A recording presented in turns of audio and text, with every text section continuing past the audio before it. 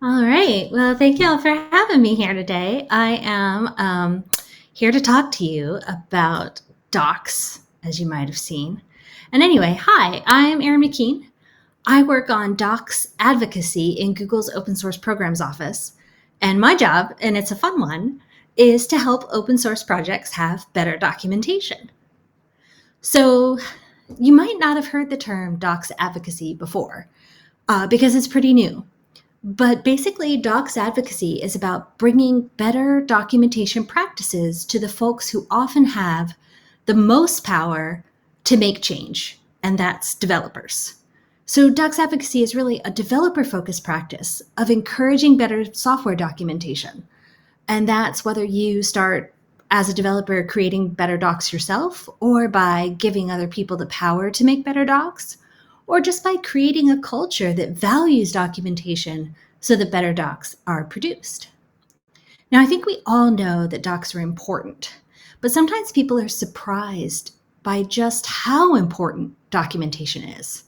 So, in a recent Tidelift survey, 72% of the developers that were surveyed said that established policies and documentation is a key factor when they decide to choose something open source. And I'm focused on open source statistics here because that's what I work on, but I can't imagine that closed source software has less of a need for good documentation. So 93% of surveyed developers in the GitHub 2017 survey said that incomplete or outdated documentation is a pervasive problem in open source. And lack of documentation was the top reason that developers gave for deciding against using an open source project in the DigitalOcean 2018 survey. So survey after survey after survey shows that developers care about docs and that they make choices and decisions based on whether there are docs. So why don't we have better docs? Well, it turns out that just telling people, hey, make better docs, doesn't actually work. If it did work, we wouldn't have these problems. If you really want to have improved documentation, you have to make it a priority. And then you need to signal that your priorities have changed, that you are putting docs higher up on the list of things that you need to do. You have to back up those words with three things. And essentially, they're tools, time, and tribute. Or you can use the word thanks instead of tribute, but I like the word tribute because it also has, monetary connotations, which I like. So I'm starting with tools because saying tools to developers is like waving a red flag at a bull. I know that the super devs, I know y'all super devs in the audience are now sitting up, visions of new and exciting tooling dancing in your heads. No one is immune from the siren call of new tooling. I mean, who among us has not spent 3 days automating a process that would have taken us an hour to accomplish manually? It's so easy to think that you're going to build the biggest and the bestest combination, linter, markdown parser, and insert your favorite buzzword here, docs tool that the world has ever seen. And I'm not here to tell you not to write your fancy tool. I would be very excited to use your fancy tool if it has good documentation. If it doesn't have docs, I'm not going to use it.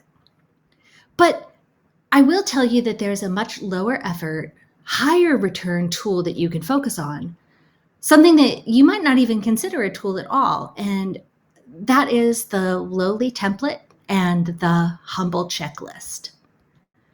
Checklists and templates answer some of the hardest questions in documentation. Where do I start? What do I do? When am I done? Reducing the cognitive load on your documentation contributors by preempting those questions with checklists and with templates is the best thing that you can do to get better documentation faster. Combining checklists and templates with a wish list of documentation types. For example, making it explicit that what you really need is a tutorial for beginners or a guide to integrating your software with something else. Really, templates and checklists are the pre-chopped vegetables of documentation. Sure, you could tell everybody to freestyle it or to chop their own onions, but if you could make things easier for folks, Why wouldn't you? Templates are themselves documentation about how to do documentation. They're meta documentation. And I think that one of the best and most overlooked benefits of templates and checklists is that they reduce friction. If there are folks on your team who have less social capital, like maybe they're new, maybe they have less of a voice, checklists and templates and wish lists help them get started and make really valuable contributions without having to ask for permission or deal with the fallout from asking about things that, everybody already knows. By providing clear instructions, a format for how things should look, a wish list of things that you really want, and a checklist for knowing when things are done, you'd be surprised at how much faster and how much better your project could be creating documentation. Now, if you're looking for sample documentation templates, the Good Docs project is an open source project that's working on this problem right now. This is the Doctopus, which is the mascot of the Good Docs project. And if you go to the project, it's on GitHub, and raise an issue in the templates repo asking for a flavor of template that you'd like to see, I personally will send you Doctopus stickers, COVID or no COVID. Just add me to the issue. I'm Erin McKean on GitHub. You will find me. I'm in the repo. But we'd really love to know what kinds of templates would be useful to you and would be useful to your project.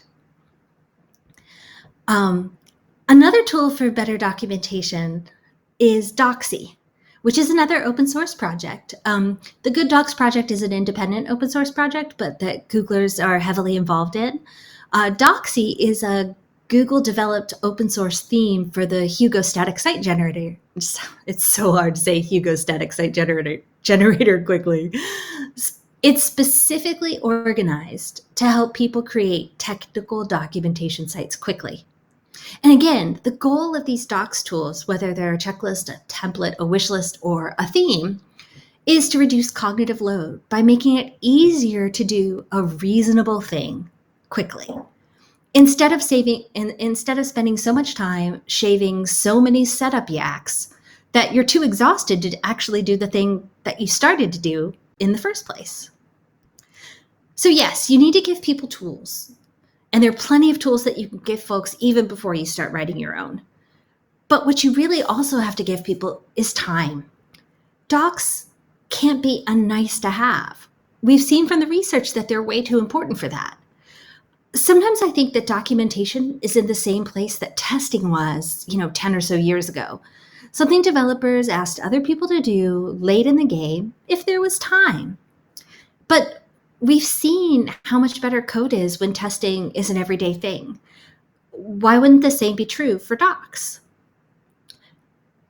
Build time for documentation into what you're doing, because even the most exciting, interesting, technologically spectacular feature is useless if no one uses it because they don't know how.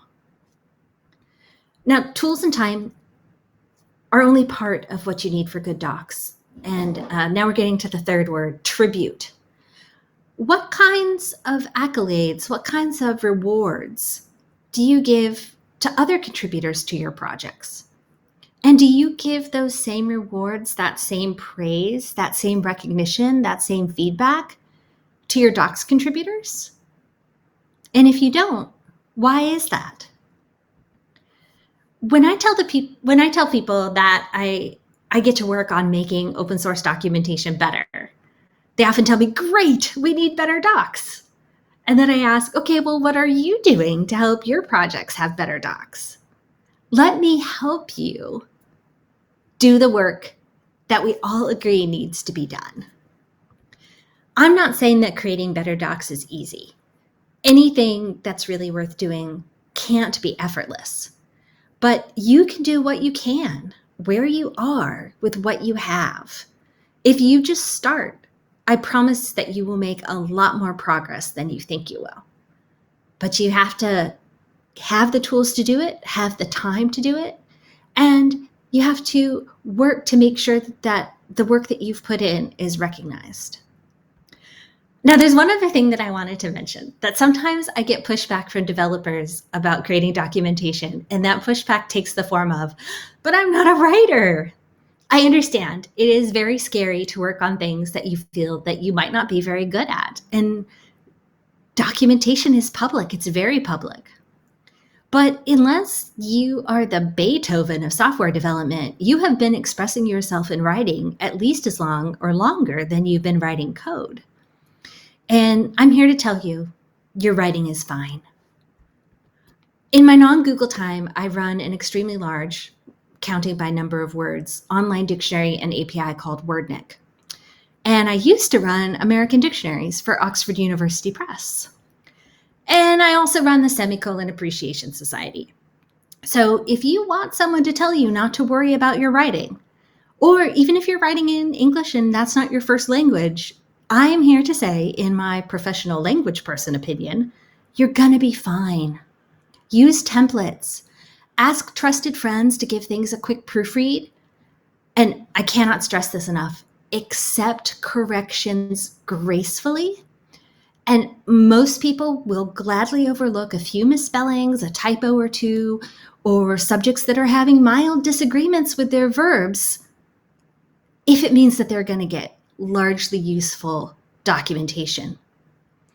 Don't wait for the perfect time, the perfect tool, the perfect words to get in the way of making your documentation better today. If you can combine being able to create good documentation with being able to create good software, if you want to increase your impact and the impact of your work, Better Docs is an incredibly effective way to do it. You might even call documentation skills a superpower. So, to recap, I hope you're excited about getting started where you are with what you have today to make better docs. Docs are important. Developers tell us this again and again and again. Every time we ask developers, what do they care about? One of the top answers, if not the top answer, is documentation. But you won't get better docs until you provide tools and time and tribute to the people who are making them. Start by providing checklists, templates, wish lists, use themes that are set up for documentation to remove the cognitive load, to get people over the hump of where do I start? And don't worry too much about your writing. Just take the same amount of care that you would take if you were starting to code in a new language. Double check. Ask people for help. But most of all, start today. I've left some time for questions, but I wanted to quickly give you all some of the links that I mentioned. So the Doxy theme, you can see that at doxy.dev, and that has a link to a working example site and also links to other sites live in the wild that are using Doxy.